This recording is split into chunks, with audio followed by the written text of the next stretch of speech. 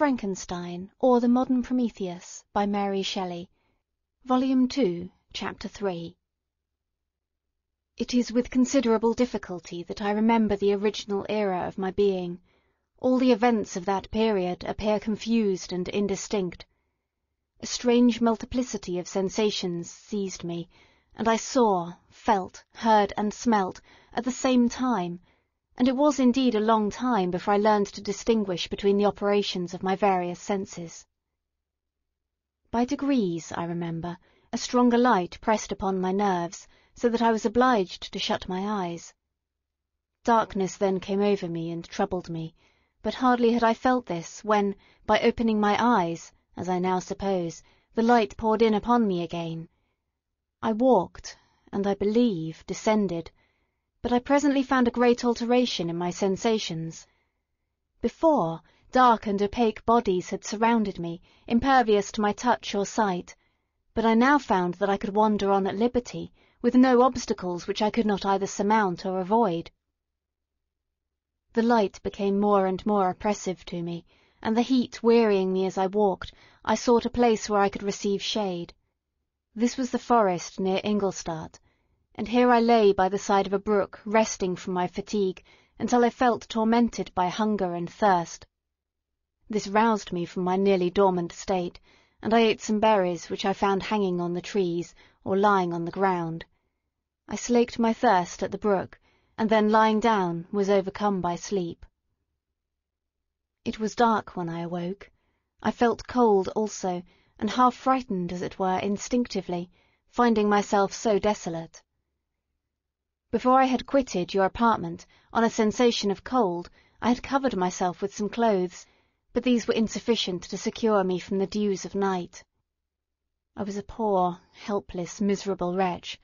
I knew and could distinguish nothing, but feeling pain invade me on all sides, I sat down and wept. Soon a gentle light stole over the heavens, and gave me a sensation of pleasure. I started up, and beheld a radiant form rise from among the trees. I gazed with a kind of wonder. It moved slowly, but it enlightened my path, and I again went out in search of berries. I was still cold, when under one of the trees I found a huge cloak, with which I covered myself, and sat down upon the ground. No distinct ideas occupied my mind, all was confused. I felt light, and hunger, and thirst, and darkness. Innumerable sounds rung in my ears, and on all sides various scents saluted me. The only object that I could distinguish was the bright moon, and I fixed my eyes on that with pleasure. Several changes of day and night passed, and the orb of night had greatly lessened when I began to distinguish my sensations from each other. I gradually saw plainly the clear stream that supplied me with drink, and the trees that shaded me with their foliage. I was delighted when I first discovered that a pleasant sound, which often saluted my ears, proceeded from the throats of the little winged animals who had often intercepted the light from my eyes. I began also to observe, with greater accuracy, the forms that surrounded me, and to perceive the boundaries of the radiant roof of light which canopied me. Sometimes I tried to imitate the pleasant songs of the birds, but was unable. Sometimes I wished to express my sensations in my own mode, but the uncouth and inarticulate sounds which broke from me frightened me into silence again. The moon had disappeared from the night, and again with a lessened form showed itself, while I still remained in the forest. My sensations had, by this time, become distinct, and my mind received every day additional ideas.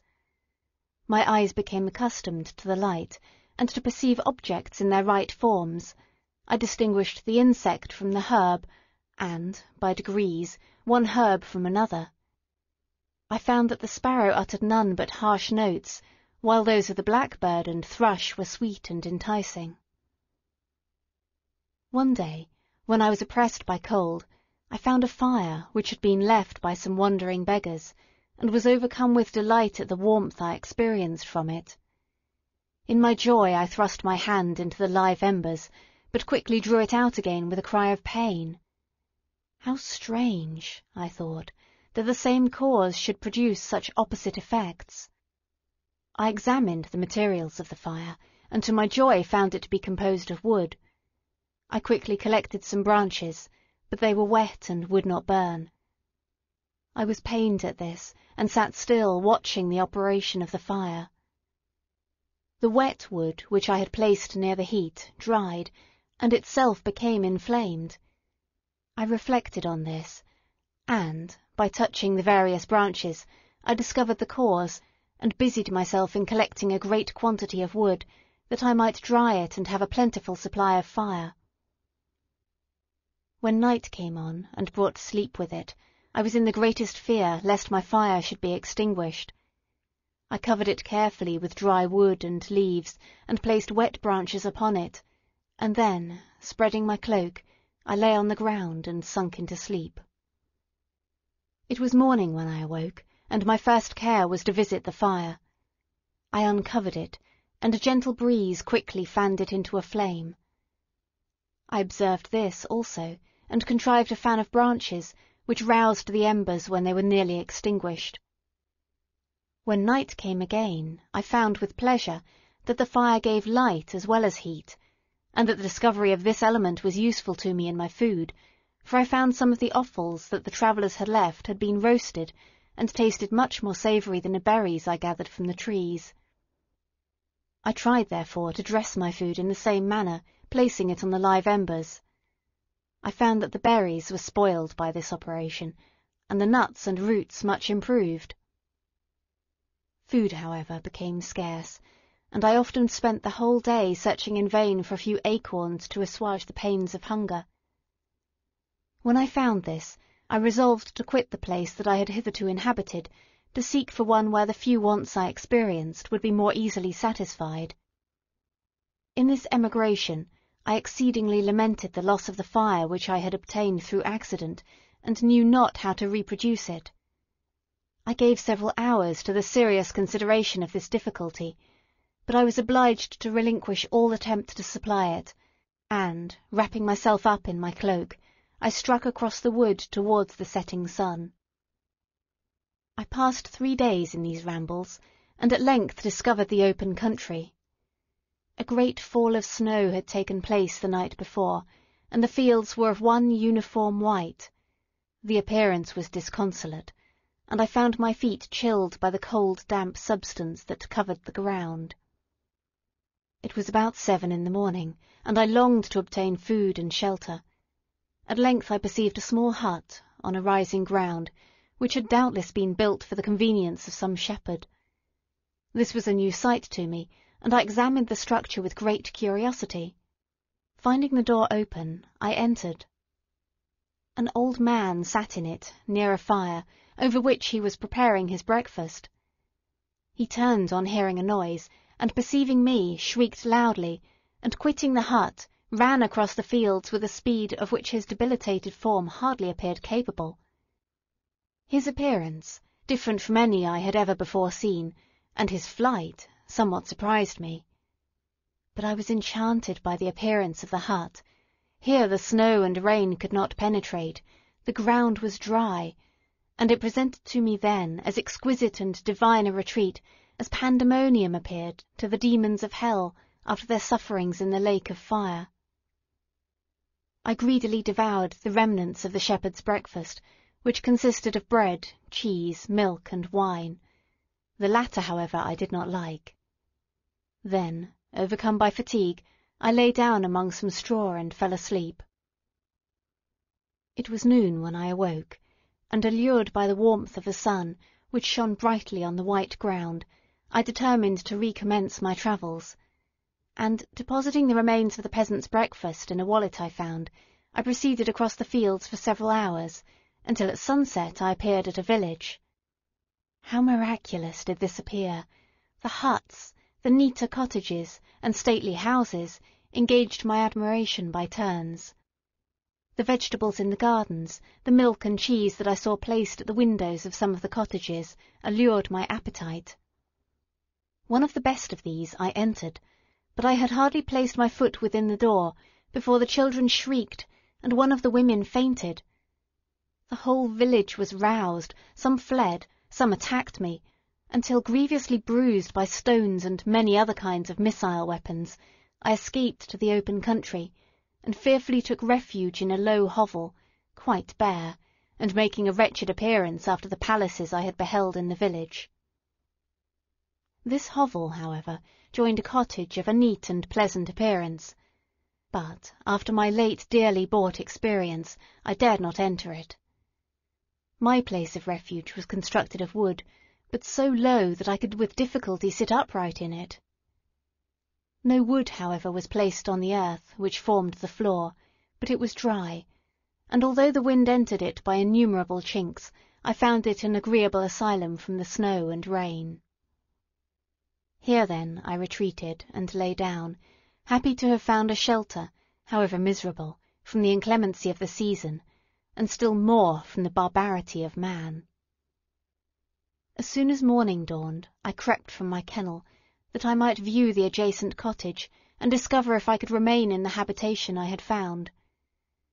It was situated against the back of the cottage, and surrounded on the sides which were exposed by a pigsty and a clear pool of water. One part was open, and by that I had crept in, but now I covered every crevice by which I might be perceived with stones and wood, yet in such a manner that I might move them on occasion to pass out. All the light I enjoyed came through the sty, and that was sufficient for me.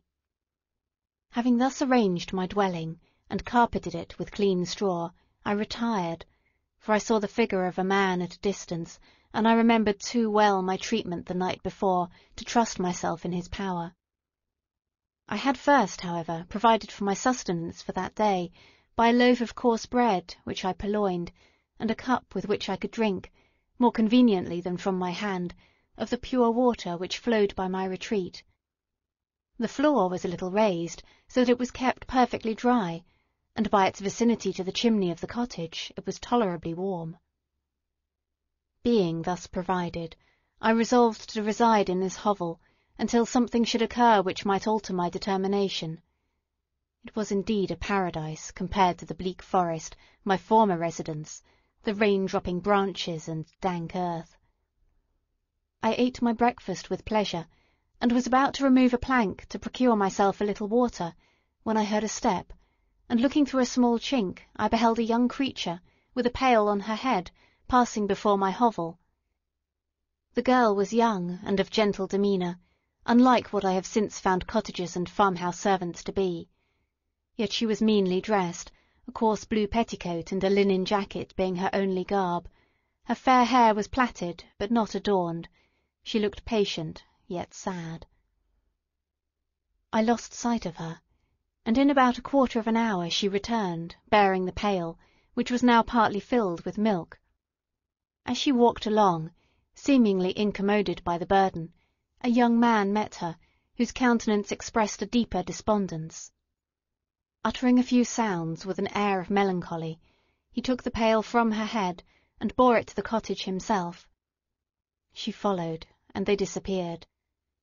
Presently I saw the young man again, with some tools in his hand, cross the field behind the cottage, and the girl was also busied, sometimes in the house, and sometimes in the yard. On examining my dwelling, I found that one of the windows of the cottage had formerly occupied a part of it, but the panes had been filled up with wood. In one of these was a small and almost imperceptible chink, through which the eye could just penetrate. Through this crevice a small room was visible, whitewashed and clean, but very bare of furniture. In one corner, near a small fire, sat an old man, leaning his head on his hands in a disconsolate attitude. The young girl was occupied in arranging the cottage, but presently she took something out of a drawer which employed her hands, and she sat down beside the old man, who, taking up an instrument, began to play, and to produce sounds sweeter than the voice of the thrush or the nightingale. It was a lovely sight, even to me, poor wretch, who had never beheld aught beautiful before. The silver hair and benevolent countenance of the aged cottager won my reverence, while the gentle manners of the girl enticed my love. He played a sweet, mournful air, which I perceived drew tears from the eyes of his amiable companion, of which the old man took no notice, until she sobbed audibly. He then produced a few sounds, and the fair creature, leaving her work, knelt at his feet. He raised her, and smiled with such kindness and affection that I felt sensations of a peculiar and overpowering nature. They were a mixture of pain and pleasure, such as I had never before experienced, either from hunger or cold, warmth or food, and I withdrew from the window, unable to bear these emotions. Soon after this the young man returned, bearing on his shoulders a load of wood. The girl met him at the door, helped to relieve him of his burden, and, taking some of the fuel into the cottage, placed it on the fire. Then she and the youth went apart into a nook of the cottage, and he showed her a large loaf and a piece of cheese.